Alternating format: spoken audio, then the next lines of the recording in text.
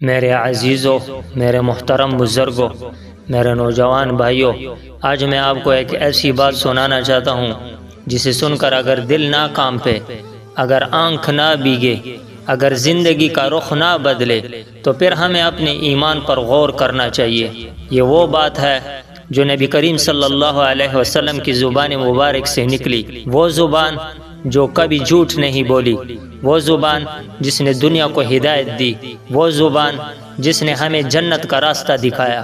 حضرت ابو سعید خدری رضی اللہ عنہ روایت کرتے ہیں کہ رسول اللہ صلی اللہ علیہ وسلم نے فرمایا، جنت والوں میں سب سے نچلے درجے والا شخص وہ ہوگا جس کے پاس 80,000 خادم ہوں گے، 72 بیویاں ہوں گی، اور اس کے لیے موتی، یاقوت اور زبرجد کا خیمہ نصب کیا جائے گا جس کی وسعت جابیہ سے صنعاء تک ہوگی۔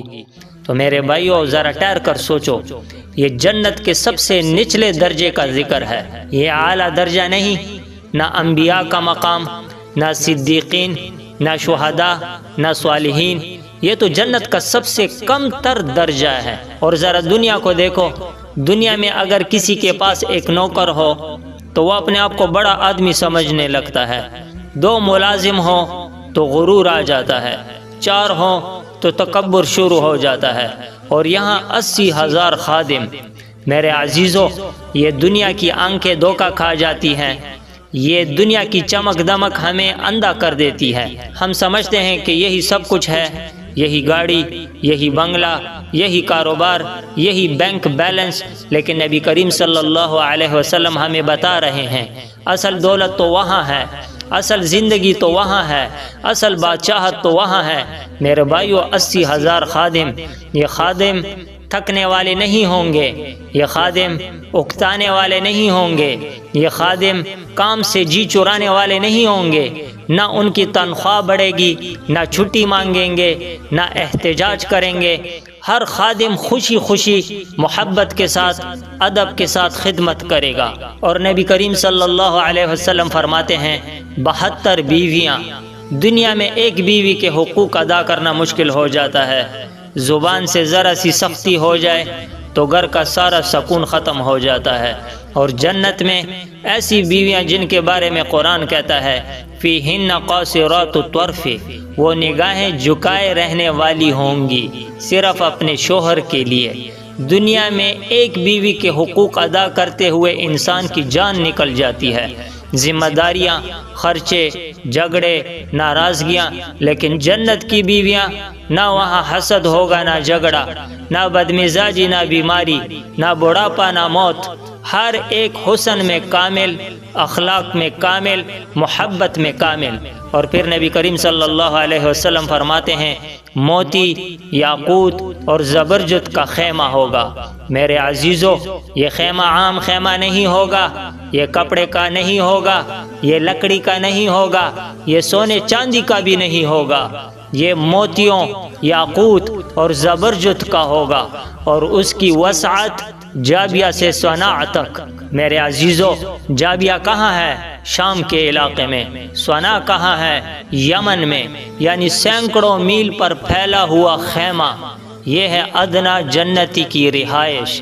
آج اگر کوئی کہے کہ اس کا گھر ایک شہر سے دوسرے شہر تک پھیلا ہوا ہے تو ہم یقین ہی نہ کریں، لیکن یہ اللہ کی جنت ہے، وہ جنت جس کے بارے میں قرآن کریم کہتا ہے، فَلَا تَعْلَمُ نَفْسٌ مَّا أُخْفِيَ لَهُمْ، کوئی نفس نہیں جانتا کہ ان کے لیے کیا کچھ چھپا رکھا گیا ہے۔ میرے بھائیو، یہ سب کچھ کس کے لیے؟ جنت کی سب سے نچلے درجے والے کے لیے۔ تو پھر سوال پیدا ہوتا ہے، اوپر والوں کو کیا ملے گا؟ صدیقین کو کیا ملے گا؟ شہداء کو کیا ملے گا؟ علماء کرام، حفاظ کرام، نیک بندوں کو کیا ملے گا؟ اس لیے نبی کریم صلی اللہ علیہ وسلم روتے تھے، صحابہ کرام رضوان اللہ اجمعین روتے تھے، تابعین روتے تھے کہ کہیں ایسا نہ ہو کہ جنت ہاتھ سے نکل جائے۔ میرے عزیزو، آج ہم کس کے پیچھے بھاگ رہے ہیں؟ دنیا کے پیچھے، دنیا کی تعریف کے پیچھے، دنیا کی واہ واہ کے پیچھے۔ حالانکہ یہ دنیا دھوکہ ہے، یہ دنیا چند دن کی ہے، یہ دنیا فانی ہے، قبر میں نہ بنگلہ جائے گا، نہ گاڑی جائے گی، نہ نوکر جائیں گے، نہ بینک بیلنس جائے گا، ساتھ جائے گا تو ایمان، نماز، تقوی، اخلاص، نیکیاں۔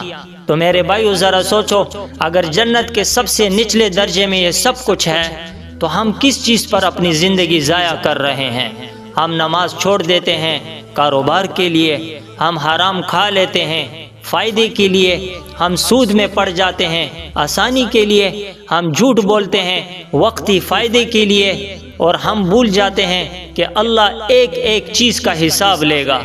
میرے عزیزو، نبی کریم صلی اللہ علیہ وسلم کی یہ حدیث اس لیے نہیں سنائی کہ ہم صرف سن کر خوش ہو جائیں، یہ اس لیے نہیں سنائی کہ ہم واہ واہ کریں، یہ اس لیے سنائی کہ ہم بدل جائیں، نماز کی پابندی کریں، نگاہوں کی حفاظت کریں، حرام سے بچیں، زبان کو قابو میں رکھیں، دل کو صاف کریں، اللہ سے تعلق جوڑیں۔